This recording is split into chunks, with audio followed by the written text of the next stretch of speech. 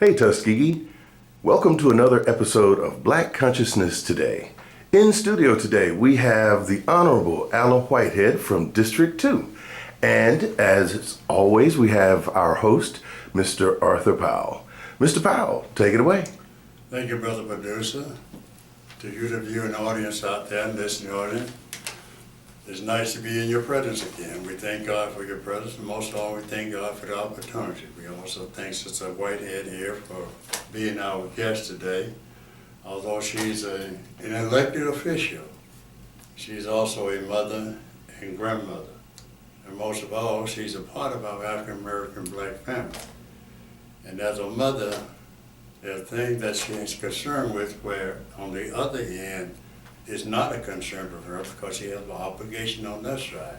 When we break things down to it, that common knowledge that we all have, regardless of our position, we are still part of our African-American black family. And that is the utmost concern that we all should have. And if we have a position of influence, we should be using that influence to uplift the family, to address the issues going on in our community that affects our youth, our children, and our children to come, because our future is here today. So we need to be concerned about those things. And you out there as parents, aunts, and uncles, we need your help. You can play an important role in here to bring about change in our community. Now, as you take notice, Brother Coleman's not here today. He passed on into another life. But Brother Coleman would have something unique about him. He was kind of quiet. People say, I talk too much and he didn't talk enough. But he had a listening ear. When I first met him, we had a couple of conversations, and some of the things caught his attention, some things didn't. Then again, he said, yeah, I think I can help. So he came on the show. And he was a valuable help to me. He was really good on the show. All that cyber stuff that you young people into that, then texting. Right. He's heavy into the computer. I know of it. Yeah. And we were heavy into the debate about using the technology or not using the technology. He was really good like that. And this is actually our first show since Brother Coleman has passed. So we have to, lift him up. That was our friend. Acknowledge him because he played an important role. Yeah. Now, he did things that I didn't know how to do. Texting, I didn't know how to text, but he knew how to text. So he started doing texting for me. Email, I didn't know how to email, so he started doing email. He set up a web page so he could get the message out to different people, you know what I'm saying? And the last thing he talked about, he said, well, not exactly the last thing, but he said, but Powell, I'm working on something now. So when it comes through, I'm going to set it up so we can keep the show going for at least 3 or 4 months. And we're going to do that out of his personal endeavor. He's like all of us. He was trying to survive, so he was doing things. He didn't have a lot, but he was committed to the spirit of black consciousness, okay? And he went on, he found a place where we could do little small video clips and put it out there for the viewing audience. Mm-hmm. So I'm saying he gave something of himself, okay? So now that he is passed on from this life, I'm hamstrung, so to speak, because that what he was doing, I don't know how to do. And the question is, who would step up and try to fill that void? And that was one of the things he made mention about the human family, the human spirit, where one does whatever one can do. But when that one can't do, another one will step up and do those things that's necessary to keep the family going. So that's an invaluable asset we no longer have. I just want to bring that to your attention, because many of you out there can make a contribution, but it has to be in your heart and mind to step forth. I want to remind the audience, too, of something that Brother Coleman said every single episode. He said, go out and bless somebody every day, at least once a day. So I would implore the listening audience to keep that going. Go out and bless somebody every day, whether you're giving somebody some directions or you have some spare change. They have a need, they don't have enough coins at the register. Help somebody every day. Do something to bless somebody. Lift up somebody's spirits. Yeah, anything that you could do. That's what he would want us all to do. As a matter of fact, I was on my way back to the house this morning from McDonald's, and I just happened to see a little green car sitting on the side. And I said, now what's that lady doing sitting there?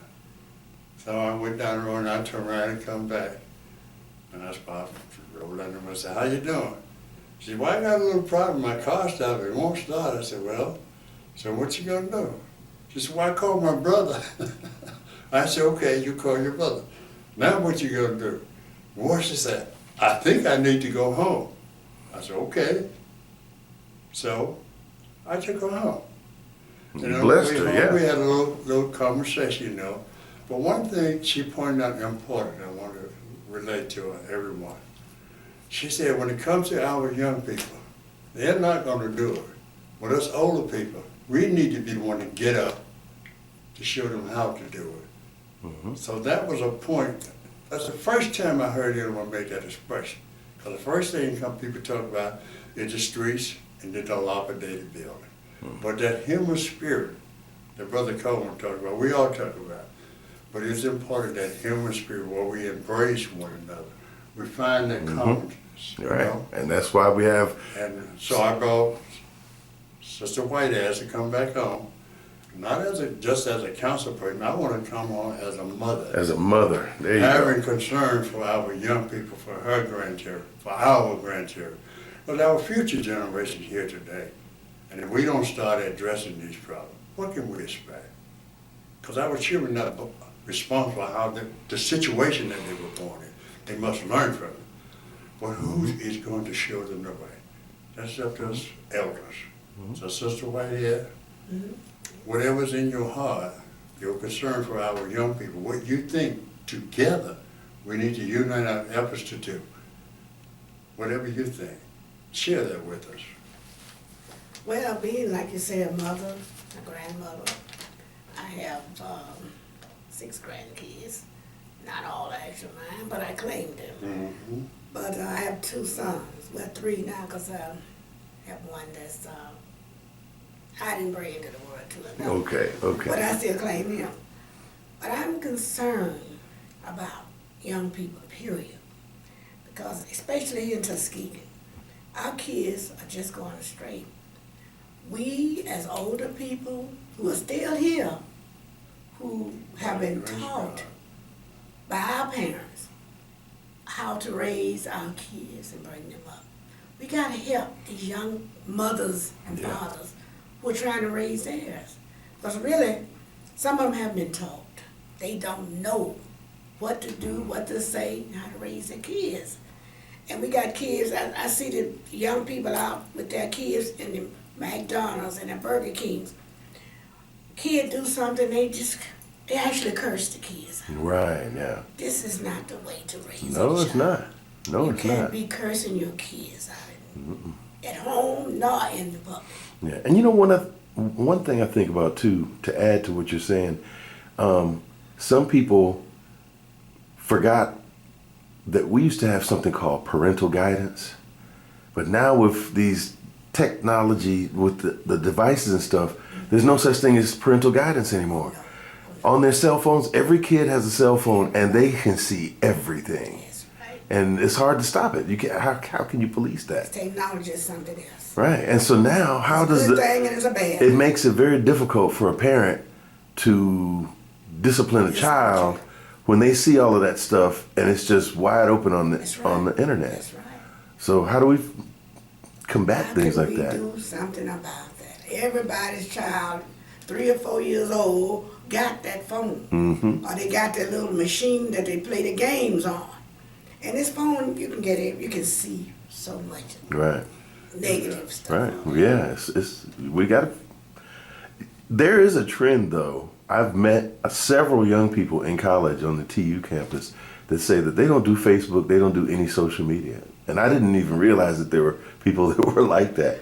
But let me tell you that there are some parents now, like my son and his wife, Willie and his right. wife, they have been teaching their babies. They got a 4-year-old and a 6-year-old. I like the way they've been teaching their babies about not letting them see TV, certain parts of TV, not letting them see certain things on the phones.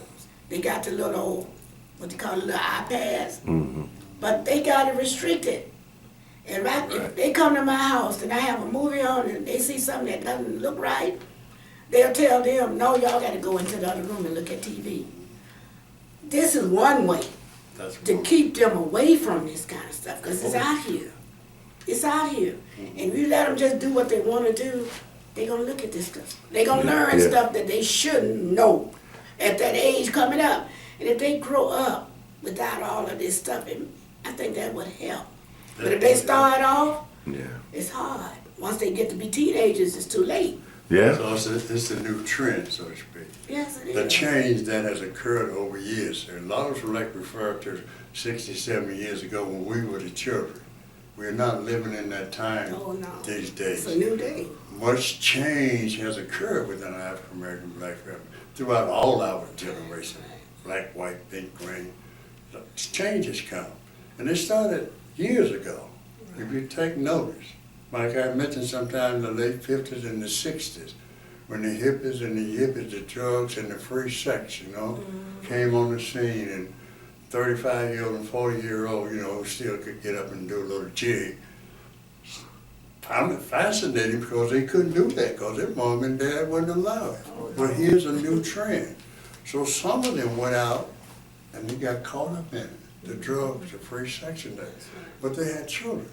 Now the children is watching what their parents are doing. So those children come up doing the same thing their parents was doing. And their children come up doing the same thing. So it just went downhill, moral value. And the good people who knew better kind of stood afar off and didn't pay enough attention, didn't try to address it seriously. So many factors, there's no single factor as to how we got to our point. But parenting became different because of the, let's say, the rap stuff and all of those jabs when these young people coming into the drug, or some of them were in drug, and how they gonna really raise their children. Fortunately enough, some of them did pretty good, or they were hung on drugs with their children. But many of them, they just hook up in the drug, and this is their way of life, and they have the children. So every home is not the same, basically what I'm trying to say. That's true. Every parent is not the parent.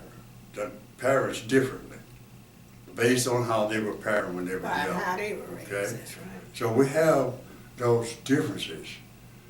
So, but like when we think about it, 70 years ago, we had more elders in the community who paid more attention to young people, who were examples, who gave good guidance. Some of those parents children came up with parents who were doing things that wasn't right, but they pointed out to children, this is the only way I know how to put food on that table, put clothes on your back, but you're going to go to school.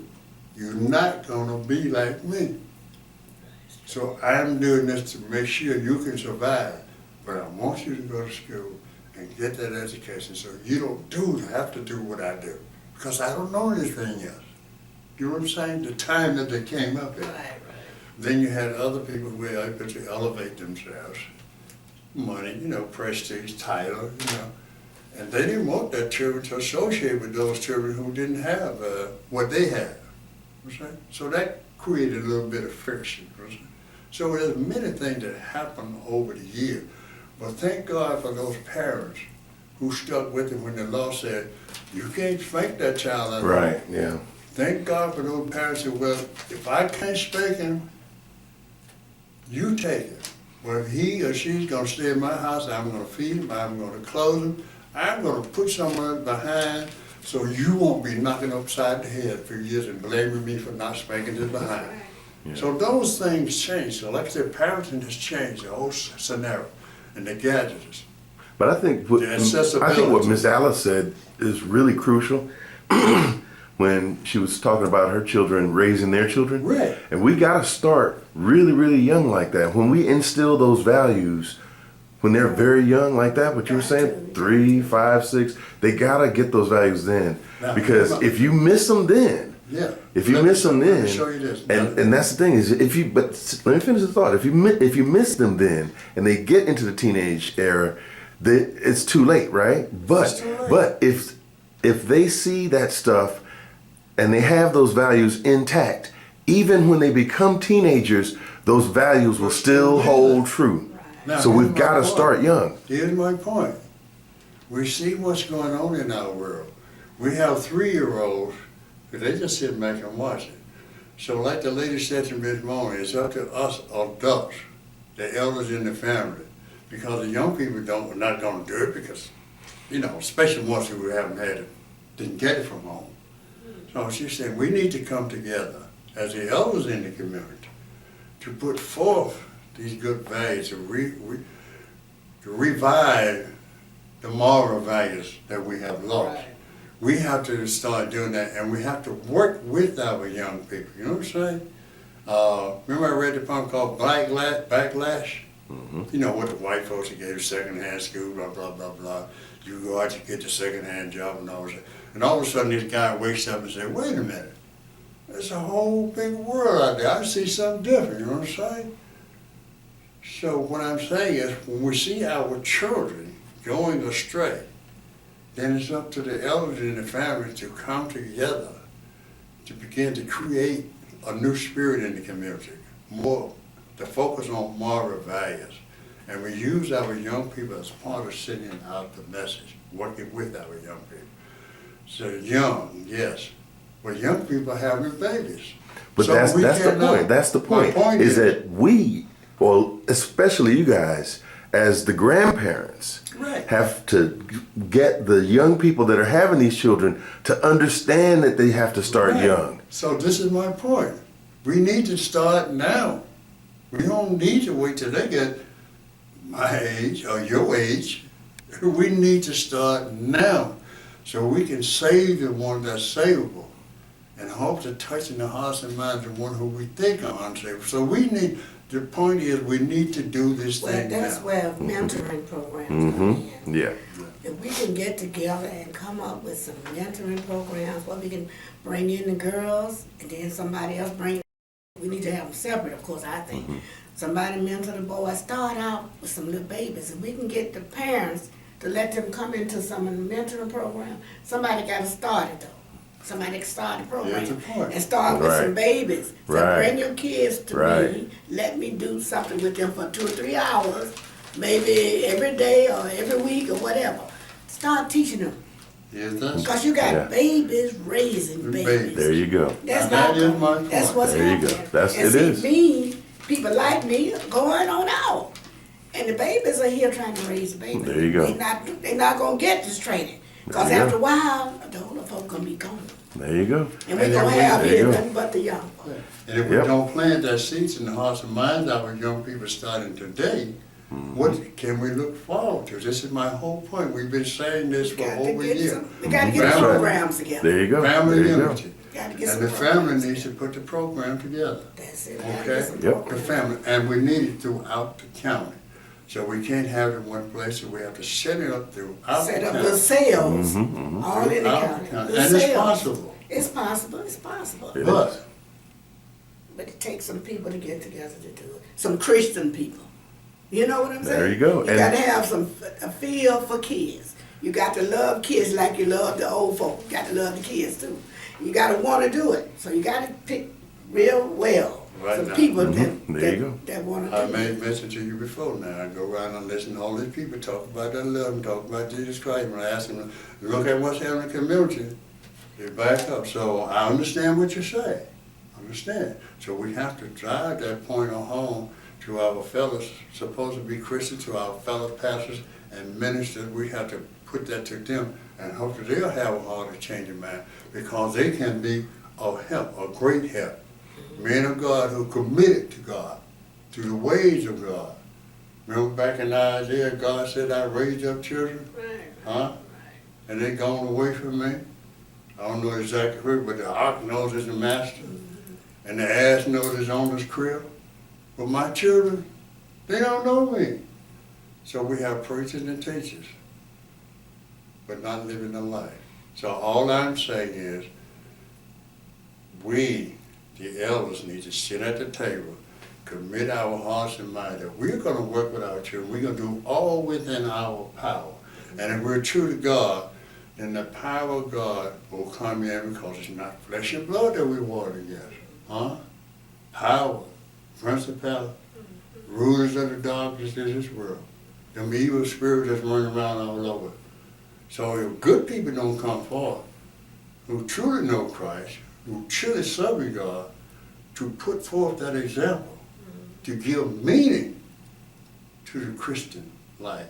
See, Christian is supposed to be Christ-like. Oh, yeah. Huh? That's what that is. And I hear them preach the same time. Christ gave his life for us. Huh? So we need to give something for our children because God gave us those children to take care of. Well, Mr. Powell, that's what I'm saying, but we need to start with some little sales. And it can be in the church. Different churches could start it. Get some young people together. I mean, get some babies. Don't wait till they get up here. When these kids get into 6th and 7th grade, they just about out of hand. You got to start out with the babies. Let the parent bring the kids and sit down with them and try to teach them about Christ. Right. Teach them how to act. Because a lot of them just don't even know how to act. The parents don't know There how you to go. teach them. I would invite everybody right now who is watching the program.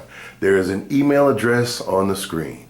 If your church has a program for children, mentoring, let us know so that we can put the word out there. Amen. Because we do need these programs. And I know that there's somebody out there. There's some church, there's some organization. I know, what is it, Baby International? Yeah, Baby. There's a group like that. There are groups out there. Let's put them out there. Let's promote these sorts of activities in the And community. start some more. There you go, and start some more. And there's an email My address up church there. needs to do it. We Yeah. don't have that. Yeah. The key is unity. Unity Yep. of purpose. Where we all identify the resources, but we all work throughout the county. Because every program is not accessible to all the units. Right. That's why I say we have to have some. But we do need to let Yeah. people know that they exist. Yes, If they we need if to let they people if know they're they exist. if they're spread around the county, if there's somebody in Notasoga that needs a program, Right, there you let's go. let them all know. So It's on that important. at that email address on the screen, send us a line and let us know about anything else that you think about our program. Tell us your opinions on what we're talking about today. Tell us your ideas about how we can uplift the children and help the younger people raise their young people. Amen. We have the power within our African American background to do all the things that we have talked about. But it has to be in our heart and our mind and our willingness to go out and fight the battle. I just use that term. Because God, he equips us. He will work with us. But if we sit on our stump and just pray and don't do the action, because action is very much necessary. It's a And part we don't of want to God's be, plan. we don't want to call it, we don't want to have a babysitting. There you go. program. Right, right. We don't want them to think that they can bring the kids and drop leave. them off. You gotta have some kind of somewhere else. activity, right? Yeah, I mean, you need to Come come back with 3 days them. later. You need to come with them so you can learn. Right. Help your kids. It's all There you go. possible. We have all the stuff that we need within our Yes, yeah, but family. it's got There you to have go. some willingness, got to have some There you willing go. people. And as we reach the end of another episode of Black Consciousness today, again, I'm going to remind everybody that that email on the screen is for you to give us some feedback and share your ideas. And we're going to give Ms. Honorable Ella Whitehead the last word. Oh, to the citizens of Tuskegee, we can do this. Our kids can be saved. As babies, from babies, start off with the babies, please. Let's get together and try to unite our minds and our hearts to help our children. We know we don't have jobs here when they come out of school during the summer. We don't have jobs. And maybe eventually, I hope we'll get some industry in here that will help hire some kids, the teenagers. But with the babies, we got to start with our little ones. Try to get some programs together to try to help them, to help the mothers and the fathers, to train them, teach them some moral value, teach them about the Lord. So some don't know who Christ is, who Jesus is. Give them some. We want to get them some little baby Bibles, what have you, little books to help them to know Jesus. That's Most the of main them want thing. to show them some Jesus. There you Show go. them something. There you go. Yeah, There you of go. course. We got to live ourselves the way that we want them to live. That way There you go. We can do anything we want. We can make America a better place for white folks because we have the power to bring about the change. There you go. We have We can the have power. it. We There can you do go. The it. power of black consciousness. Check us out next Monday for a new episode of Black Consciousness Today.